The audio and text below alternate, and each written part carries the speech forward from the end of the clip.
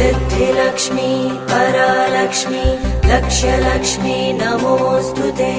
ब्राह्मीं च वैष्णवीं भद्रां षड्भुजां च चतुर्मुखां त्रिनेत्रां च त्रिशूलां च पद्मचक्रगदाधरां पीताम्बरधरां देवीं नानालङ्कारभूषितां तेजपुञ्जधरां श्रेष्ठां ध्यायेत् बालकुमारिकाम्।